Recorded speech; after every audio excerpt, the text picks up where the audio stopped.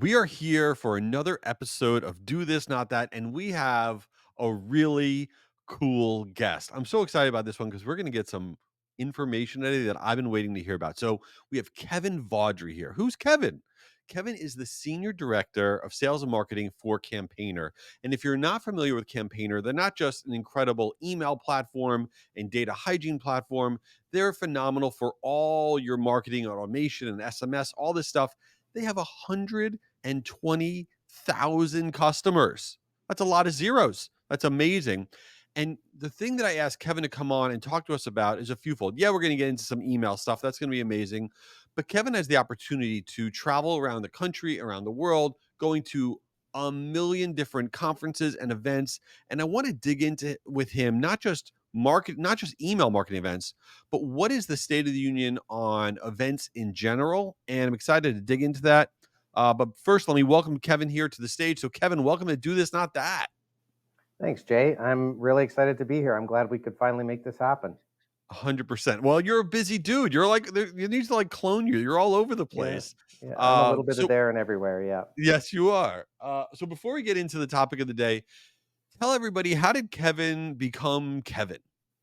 sure. My journey's an interesting one, actually, but I wouldn't change a thing. So, honestly, just quickly, I come from a family with a lot of teachers that in the family. So I thought I was going to go to teachers college. But between university and there, I took some time off and I found my way into a sales job, and that was the end of that. I went from sales into a transition into marketing. I was working for a web analytics company back in the day that was actually acquired by Microsoft. So I found my way out to Seattle for 6 years, eventually found my way back to Canada. And it's just been this organic journey of, wrapping all the things that I love about this digital business into one over time: sales, marketing, product management, back to sales and marketing. It's been fantastic. Like I said, you could never have mapped this out, but I wouldn't change a thing. Wow, that actually is an amazing journey. So, are you like when you get together for the holidays or whatever, and everyone's sitting around the table and they're all talking about, I'm a teacher of this grade and of this, and they're very intellectual, and they're like, oh, there's Kevin, he's the guy over there. He doesn't play the teacher game. Are you left out? Are you like they frown upon you? No, no, not at all. Not at all. I think, especially, you know how it is. You're there too. As long as you're happy with what you're doing, and especially if my parents, God bless them, who feel like I'm fine and they don't have to worry about me, even though they'll worry about me, then everything's good. We're all All good. right, good, good. I like to hear that. No drama. I'm sure there's always drama, but not a lot of drama. All right, so the first thing I want to talk through is events in general. What I mean by Mhm. that is, so you there's been a lot of events going on, and I feel like there's a resurgence of events, in-person events now, actually Uh-huh. conferences and going to conferences. You go to a ton of conferences, you exhibit at a ton of conferences, and I want to get the pulse. Is everything back? Is it packed? Or is it still, there's a lot of hesitancy? What are you feeling from an attendee and exhibitor standpoint at conferences in general? On the hesitancy piece, I would say it is largely gone, if I to be perfectly honest. I would say the enthusiasm started to pick back up at the beginning of 2023.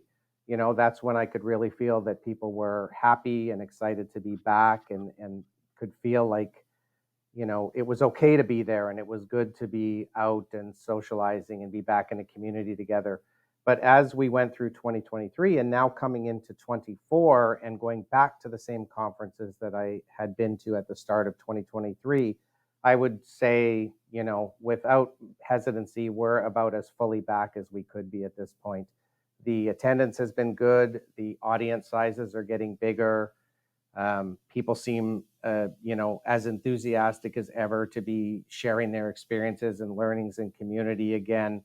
So I haven't seen anything this year or even through most of last year that would tell me that people are still tentative about going. So, that being said, if there anyone out there that's listening that is still on the fence about whether or not they should be going back to conferences and whether they'll find value in them, my answer is a resounding yes. Well, I love hearing that. And so let me ask you this from an exhibitor standpoint, because your company also exhibits a lot of places. Are Yes. you finding that the people that are attending conferences, are they, is it an elevated decision maker? Is it just people that are, companies are sending people that never had a chance to go to a conference before and you're having, let's say, meaningless conversations? Are you getting value again out of spending all that money on exhibiting? Because exhibiting is expensive. I don't have to tell you that. Are you saying yes across the board, exhibit, it's a great thing? Or is it a hit or miss on different events? I'm not trying to throw any event on the under the bus.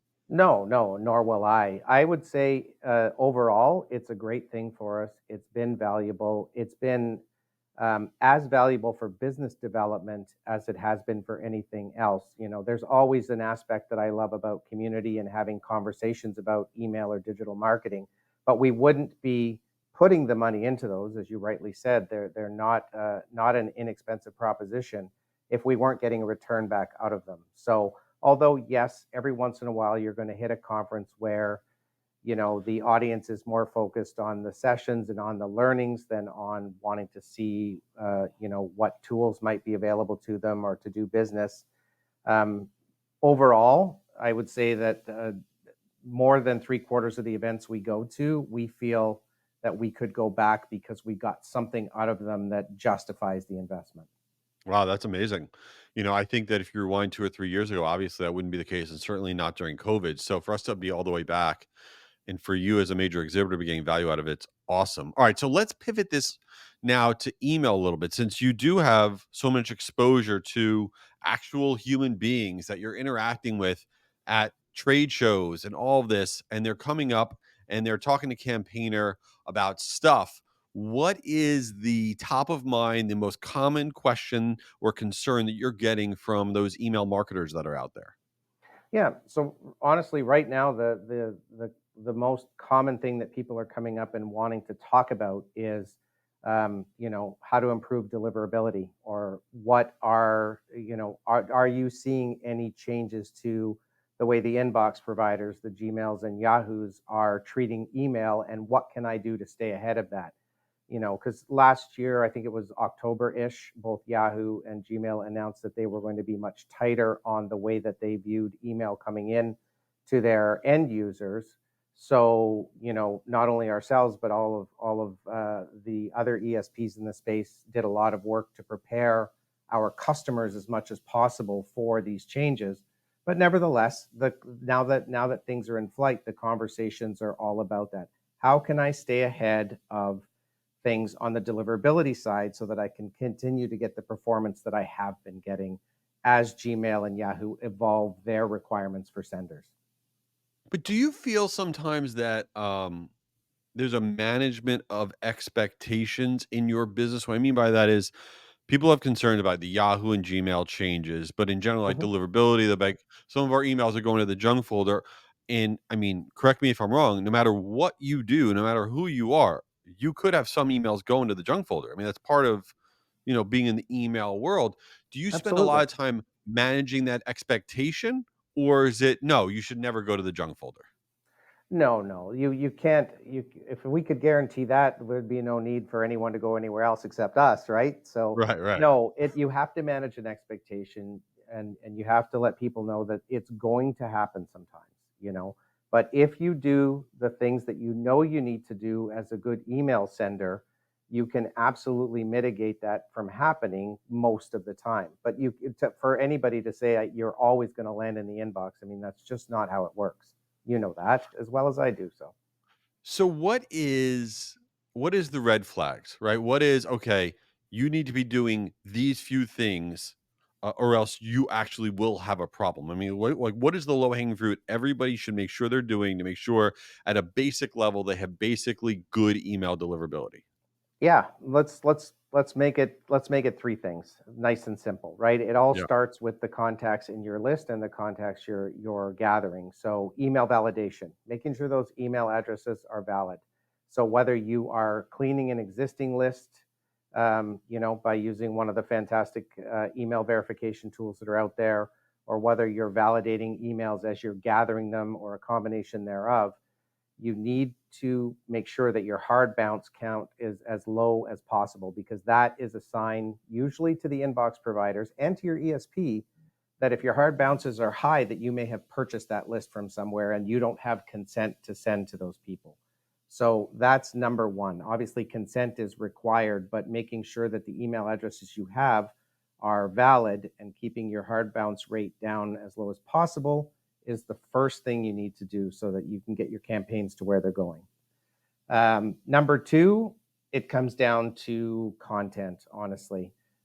Making sure that your subject line doesn't appear like it's anything spammy, making sure that your content matches the subject line and everything lines up nicely in terms of expectation, i.e., I don't want to get an email about some fantastic sale and then find out that you're trying to, upsell me into something useless. So, like, you do see these things where the subject line says one thing and the content is completely different. That'll get you in trouble. Absolutely. You know, and then the other piece of that is watching your metrics. So looking to see how the last campaign performed, especially from an engagement side. So the clicks on the links, the conversions, whatever you call a conversion, whether it is a sign up to your newsletter or a purchase or something else, and watch how people are behaving with each subsequent send. That will tell you if something is or isn't resonating with your audience. You're going to want to watch your unsubscribes to make sure your people aren't tuning you out, and just generally keep a handle on how your email campaigns are performing. So clean lists, relevant, good content, especially with something eye-catching in the subject line, and then watching your data to understand how people are behaving as you continue to send. You follow those three things, and generally you can keep yourself on a pretty good path. That is so valuable. And I think that when you talked about hard bounces, I really feel like a lot of marketers out there, they're not paying attention to that and they don't realize how that's being interpreted by the email providers, right? Who you the what you are emailing out and how it's being received by these infrastructures. And so paying attention to your hard bounces is really what's going to be a big deciding factor of whether or not you're going to stay in that inbox. So I love that advice. All right, Yeah. let's pivot here for a second. Let's get into some ridiculousness. Let's get into All our right. segment that we call "Since You Didn't Ask." Now, uh, you're like an actual rock star, right? I mean, this is like a thing. I don't want to just say you're like an email rock star. You're like a full fledged rock star. Is this fake? Am I saying anything that's not true? That you actually were in like a rock band? Uh, you're true in that I was in a rock band. To call me a rock star would be one heck of a stretch, but we can roll with that. But yes, I was actually in a band. Yeah. So what was your role in the band? So I grew up taking piano because my mother was a piano teacher. So there goes the teacher thing There you again. go. So obviously in the band though it was keyboards. So my role was to play keyboards. I sang a few songs here and there. No samples today, I promise your audience. Otherwise, you'll lose half of them. But yeah, so it was keyboards, a little bit of vocals. Nothing too major. I wasn't the flashy lead guitar player or the lead singer or the drummer, but I was there doing my thing. Did you have like groupies who are like, Kevin, we love you? Oh no, no, no, nothing like that. Why No, do I they have this usually say vision they of you usually with like save that for long the guitar hair? player. What's that? Like Sorry. I have this vision of you with like long hair, a bandana, everybody's chasing you around, like, is that not what was going on? No, no, it wasn't quite the big hair and the bandana and the eyeshadow and stuff like that. And you can clearly tell by looking at my hairline that I probably never had long hair. But look, it was fun. I'm not going to kid you. When everybody's having fun up there, everybody being the bandmates, and people are having fun dancing or just listening along or whatever. It's kind of a cool thing. But I wouldn't say I played anywhere that anybody would know of anything famous. It was pretty much a local thing. So okay. So who is I feel like since you're a music person, is like your go-to Spotify? Is it like Billy Joel or something? Like what's your go-to? My oh no, my go-to. I'm gonna reveal my age here, but I grew up. I was a teenager in the '80s, right? So, there was so much kind of music, so much music coming at you then. But there was obviously a very big hard rock type of influence then. So, When I look at my go-to today, on the other side of that, I've got a 60s and 70s playlist that's probably like 13 hours long, but I've also Ooh. got an 80s hard rock playlist that I will go to just as often, whether I'm at the gym or in the car. So, you can name any of those bands from that time, and I probably listened to them or went to one of their concerts for sure. All right, we're gonna have to rock out with like some Motley Crue or Bon Jovi or There you something go. like that. I get it. That's Yeah. my vibe. Well, this has been awesome. So, Kevin, where can everybody find you, follow you, connect with you? What should they do? You know what? The easiest place to find me, and the one place that I'm on all the time, is on LinkedIn. Honestly, so if you search my name on LinkedIn, I'll come up. No bandanas, no long hair, but you'll see my picture there. And that's where I connect to most people. I find it's a great place to have conversations too, and there's a lot of really nice, really good communities on there. And the email community is very active on there. And you're a huge part of that, Jay. You know how enthusiastic the email folks are, and how much they love Yeah. to talk to each other. Yeah, everybody, please go follow Kevin. He is a great follow. He shares a lot of great content, and he's so helpful and just sharing his knowledge out in the industry. And we're going to put everything in the show notes so you connect with him there as well. And Kevin, I appreciate you being here, man. No, thanks, Jay. I'm glad we had a chance to do it, and I got a chance to relive my rock stardom for a few minutes. Amazing. All right, thanks everybody. Thanks for being here. We'll talk to you soon.